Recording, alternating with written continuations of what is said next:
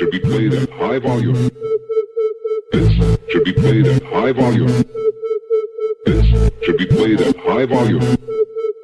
Preferably in a residential area. The following thoughts on Hoppe Hour do not represent Cox Media Group or its sponsoring. Anything you hear may and will be used against you. Thank you. Voted as best local podcast in Tampa Bay by the Creative Loafing. You're listening to Hoppe Hour. What up? What's happening? This is Hoppe Hour. I am your host, Ryan Hoppe. And I've known this guy for about 3 years now, since I met him at the morning show boot camp. He is the host of the Wease Show on Radio 95.1. Brother Wease is live on Hoppe Hour. What's up, man? What's up is in Rochester, New York. It's supposed to be the second day of spring. A little chilly, a lot of good basketball going on. We got our Syracuse Orangemen playing tonight, so it's a lot of fun. Would you say you're a big basketball fan?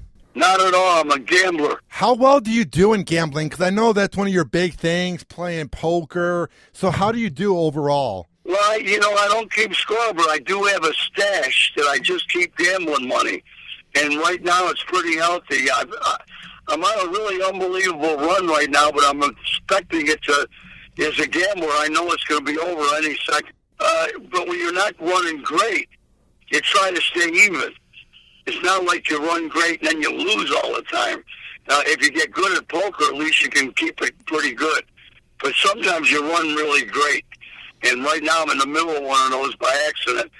I got to tell you, I have a lot of really weird theories about luck. And a lot of times when I'm going bad, I blame it on the fact that my wife is so good.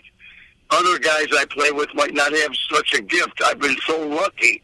I have a wonderful wife that really actually loves me. She's a beautiful girl. I have kids. I've got vacation. I got a whole bunch of great stuff. So a lot of times in gambling, when I'm going bad, I blame it on my wife is so good. But listen to this, Ryan. My wife just got diagnosed with breast cancer, and she had a double mastectomy 2 Fridays ago. And since then, I've been winning everything. It's the weirdest friggin' thing. Believe me, I'm with my wife every minute if I'm not playing poker. But I've been winning ever since she got cancer, and even she thinks it's some weirdness. That is kind of weird because before then you were just doing average, and now you're winning all the time. Do you think that's karma? Like, what do you think that is? Or is that just luck? Like, I don't know much about that, so what do you think it is? Well, luck is a big thing, but it's anybody that's a gambler has weird superstitions. And I try not to, but it's just awful weird that I'm getting this humongous rush of luck while my wife is battling breast cancer. Now, I'm so sorry to hear about that because my father lost his life in November, the day before Thanksgiving, to leukemia. So how is she doing? She's doing unbelievably. All the other women that went through what she went through were laid up a lot longer than her. She's doing better than all the women before her with double mastectomy. We have to wait a couple weeks for a very special lab test to find out which treatment she'll get. Now, I'm not going to ask, what's it like when you find out that she has it, but do you believe in God? Are you guys praying? How are you guys dealing with hard news like this? Well, I don't believe in God. She probably does. She's Catholic, but, we don't practice anything. And we had tons of people, because of my radio situation, tons of people praying for her. But, I don't want to get into the God thing, but, yeah. Then when you beat something, then everybody says, God did it. And personally, I think the 2 dynamite surgeons that she had did it. That's who I believe did. And, I don't want to get into this, but 100 years ago, you had God, but you didn't have these 2 surgeons. And those ladies were dying. How badass are the surgeons? Has it improved over the years, the power of the hospital? 100%. It's been, listen, everything is going so fast. of 30, 40 years ago, everybody was dying from cancer. Now, I beat a really rare one.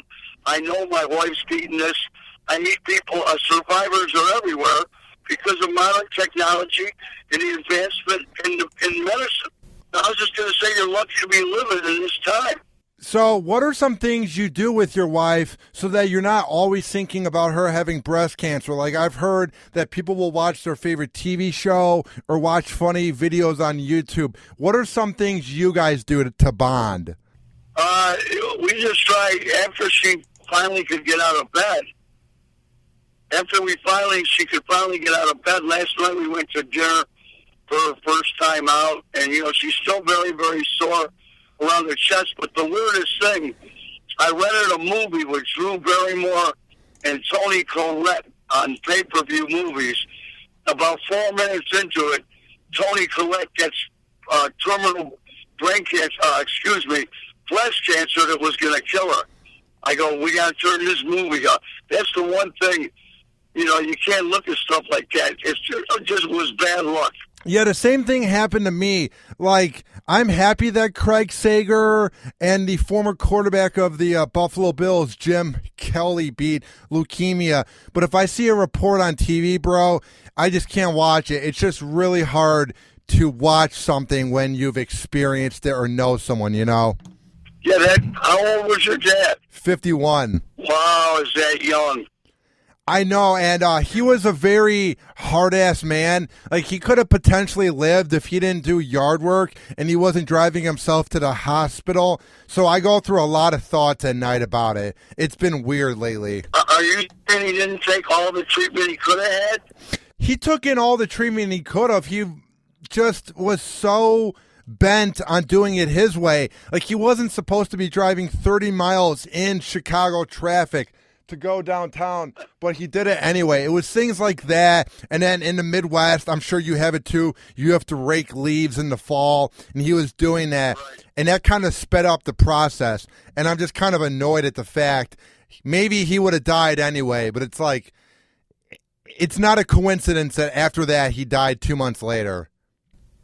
Well, that's really, really young, Ryan. That's really sad. Are you in Chicago? I live in Tampa Bay now. I work for 102.5 The Bone. I worked last year for that guy named Rover for about 2.5 months in Cleveland. And then one of his former producers, Rob, got me the job down here, so I work in promotions here in Tampa. But I want to ask you this. What is your take on everything going on in this political race, this circus, you might call it, in the 2016 presidential election? What do you think about the way that we're going down a path in America? Do you see a bad trend happening? Because, dude, I'm afraid of Ted Cruz and Trump, man. I don't like where this is going. Well, let me tell you something. Write this crap down.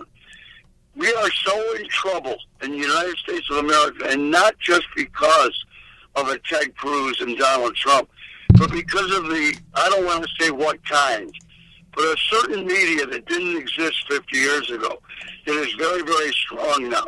This country is so terribly divided that no matter who the next president is, because if it's Hillary Clinton, I predict violence from the right.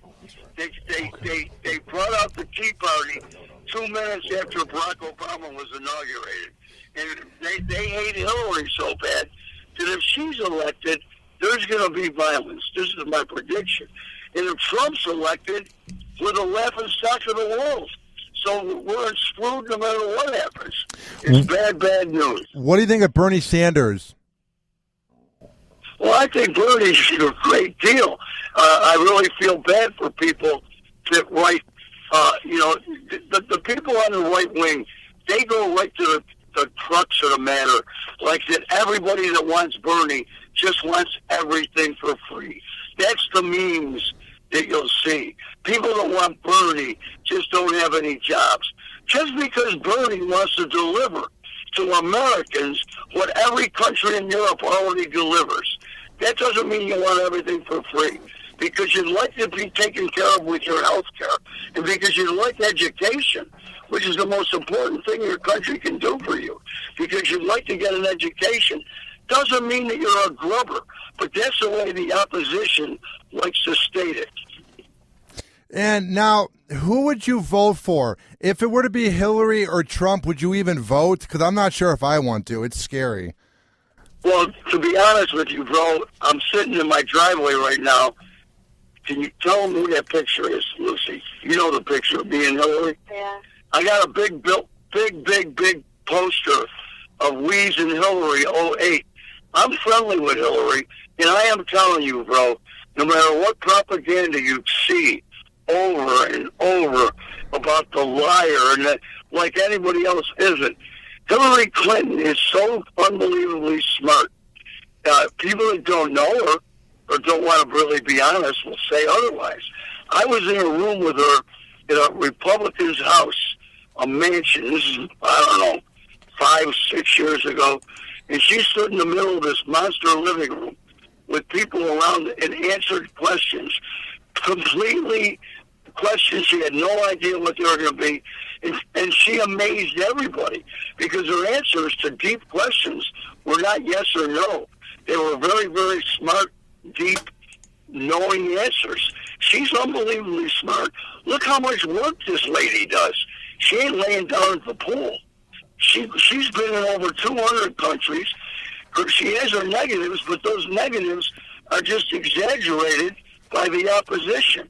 So I'm telling you, her husband, we had great 8 years with her husband, and believe me, I mean, what are people going to say? Her husband got a knobbler? Is that the bad thing that happened? It was a great 8 years. Everybody will tell you. And there's nothing to worry about if Hillary Clinton was the president.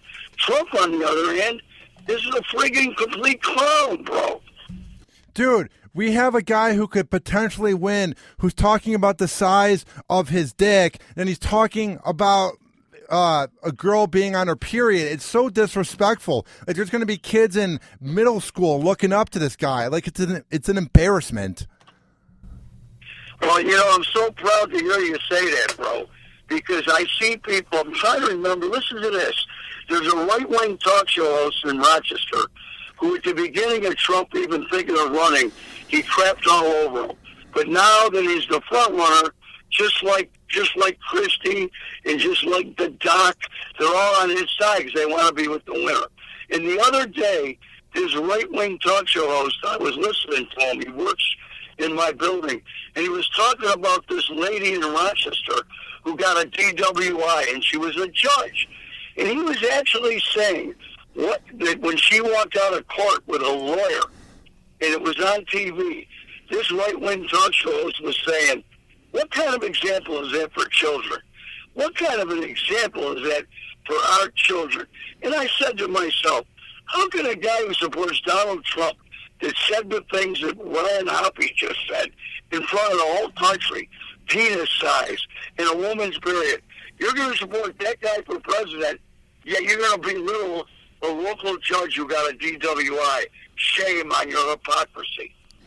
Now, I was talking to Marianne when I had her on the show last week, and she said that you're afraid to sometimes talk about topics like this because you're afraid that you're just going to get negative calls. That's not the exact case. If I had a political show, I would love negative calls. She misunderstands. What I'm afraid of is I live in a very conservative town. That's what it was. There's one station in my building. It's 24-hour right-wing talk.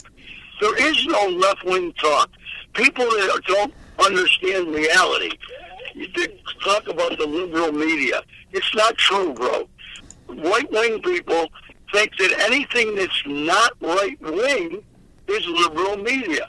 They don't understand that there's some place called the center.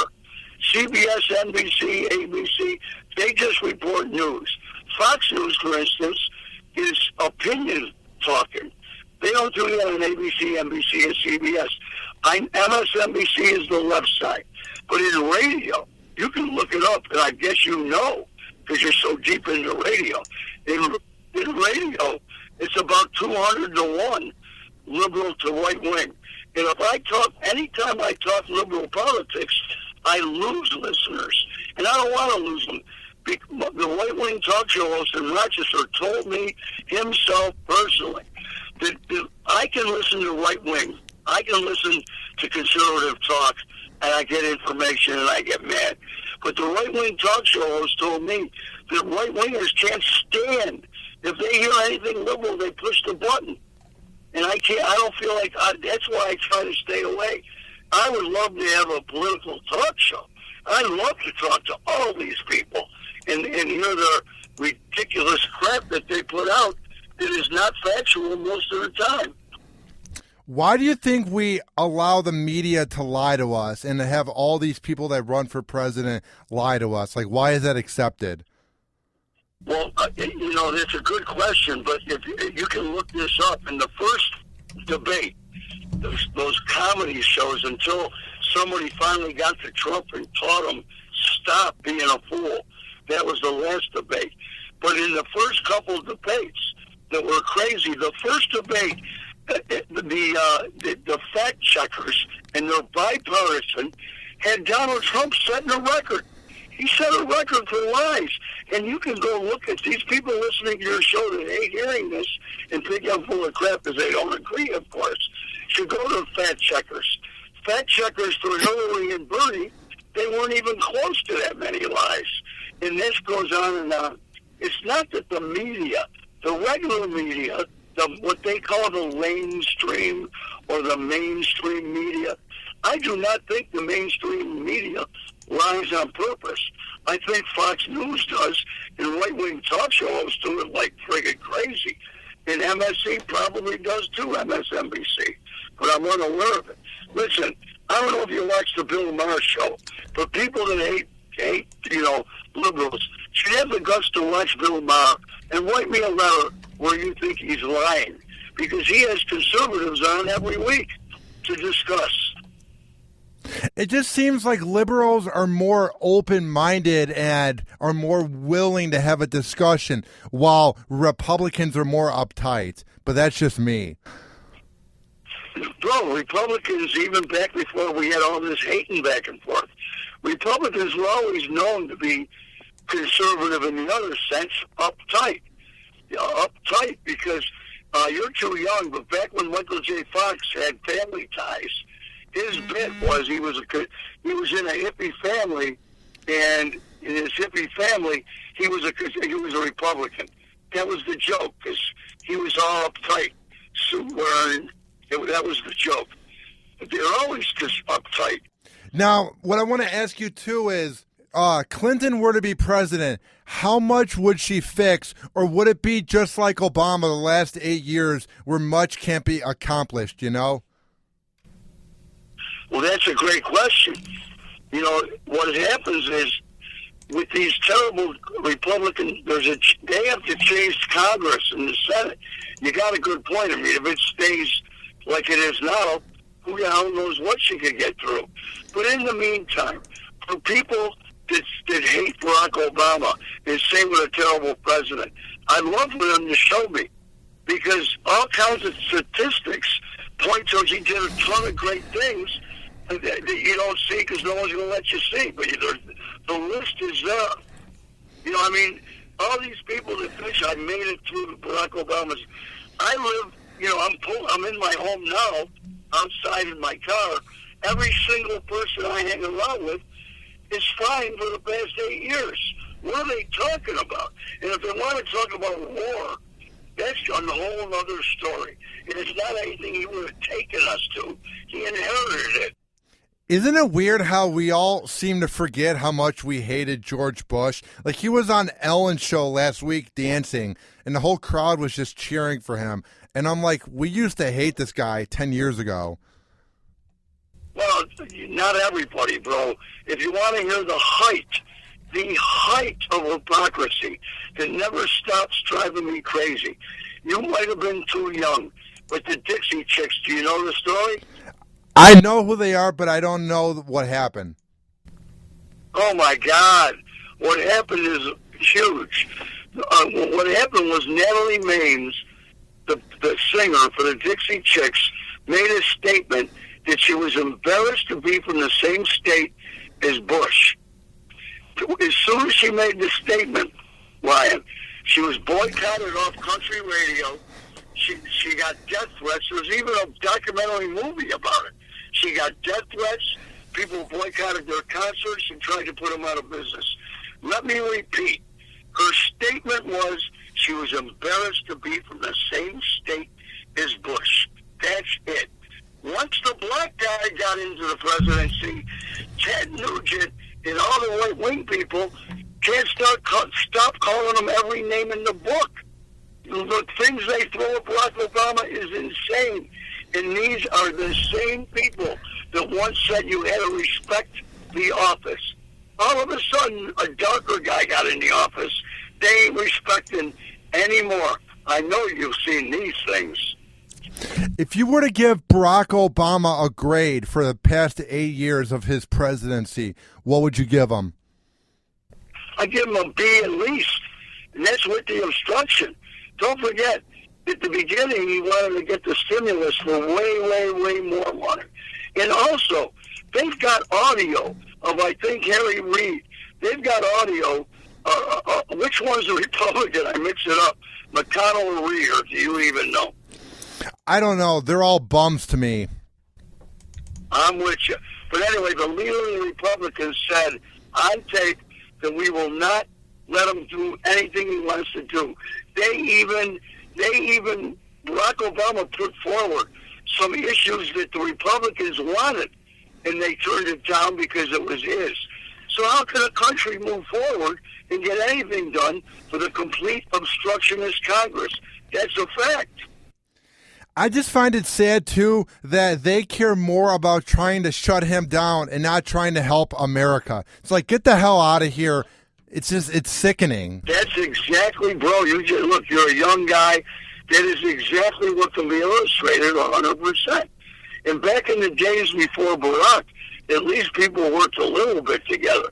You got to get some bipartisanship, or this country will never get anything. Do you think that could ever happen, or no? It's got to happen. If it doesn't happen, we're crumbling. Our infrastructure, bridges are going to fall down. We've had one. Our infrastructure is broken. Our education system is brutal. If you look at rankings of the country that everybody wants to say is the best country in the world, by rank, we're terrible right now. Terrible. Everything, even the gun situation. And I know people from Australia that won't come to visit America. They're afraid of getting shot. Isn't it weird how at any moment at this point we can get shot at? Like, whenever I go and see a movie, I'm like, gee, I hope no one walks in. Like, there's no reason we should ever be afraid like that, you know? Well, you ain't kidding. You are not kidding. And there are countries, the Second Amendment guys, you can't argue with them. They're out of their friggin' minds. And every day, because I do a morning show, I get all the news. And every day there's a kid that shot a kid. A kid pulled a gun out of his mother's purse and shot his mother. Every day. We have 33,000 gun deaths a year. And a whole bunch of all kind of stuff. In other countries, this is not happening. Some guy that was arguing with me sent me a list of all the countries. He had like 40 of them with more deaths than the United States, and they were all third world countries. I said, bro, that's not the argument. Go check out Germany, France, Switzerland, Sweden, New Zealand. Check Australia. Check the first world countries. And you're in England. Check them out. Then you'll see what people don't have to worry about. I mean, they'll have an issue, but not this issue. This is crazy.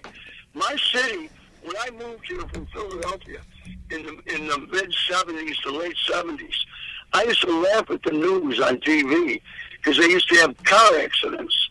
That was the big news in Rochester. And I used to think, oh, my God, I just lived in Philly. They had shootings and killings like it was something cool. Now, we have one or two every single day in this city. Shootings every single day. Dude, I'm from Chicago, and there's like 100 every night. It's like a war zone, dude. It's sad, man. Yeah, let me say this, though. The anti-gun people like to use Chicago for their statistics. But what they don't realize is a couple of things. Number one, tons of guns come into Chicago from surrounding states. And number two, stupid people think you can't go to Chicago. Man, I love Chicago. It's awesome. All those shootings are basically in one part of the city, not down where all the cool people are. Am I right? Yeah, everyone acts like it's just a walking ghetto. If you go to the west side by where the White Sox play or on the south side, yeah, it's bad, but you're not going to be shot up by Wrigley Field or by the Millennium Park. It's ridiculous. Or downtown. Exactly, man. It's just sad. Before I let you go, brother, where do you want to see yourself in 5 years? Are you going to keep doing the Brother Wease Show? How do you see it playing out? Well, it's funny you ask because it's the way I got about another. I have a junior and senior in high school. I have a summer home on the lake here in the area, and I have a condo in Fort Lauderdale on the ocean. And I've never been, I've never lived there. My goal is, as soon as my junior high school girl graduates high school, I'm going to sell my main house. I want to live in the condo in Fort Lauderdale, but I'm hoping to get an afternoon show. I don't want to do mornings anymore after this. I've done it forever. But I'd love to get a 3-hour afternoon show that I do either from Florida or from my home, which a lot of guys are doing. And now, where can people hear your morning show? The iHeartRadio, Radio 95.1. I got listeners calling in from all over the country from iHeart. Comes in beautiful. Just got to get an app that goes right on your phone. If you have a Bluetooth in your car, comes right through like you're listening to the radio. iHeartRadio, get the app. And you can see it streaming, too, at Radio 95.1 Rochester. But you can get iHeartRadio and get Radio 95.1. Well, brother, keep up the good work, man. I've appreciated all the support you've given me over the past 3 years, and it's always fun having you on Hoppe Hour. Well, I wish we could have been funnier. See what happens? You get into that goddamn politics. And let me just say to you, Ryan, that Marianne had her baby at noon yesterday. She did? Yeah, she had a little girl, and her name is Dahlia Donata Mortarello. That's awesome. You guys are the best, and I'm really happy for Marianne. Well, thank you, bro. I'm out of here. All right, have a good day, brother. You too, bro. All right, bye. And that was the legendary Brother Wease from the Wease Show on Radio 95.1.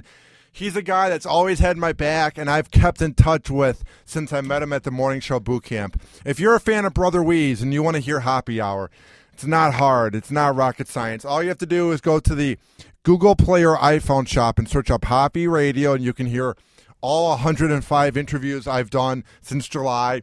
Go to RyanHoppeRadio.com, tweet at me at RyanHoppeRadio, and email me, RyanHoppeRadio@gmail.com. This has been Hoppe Hour. I am your host, Ryan Hoppe, saying peace out. Hoppe Hour. Hoppe Hour.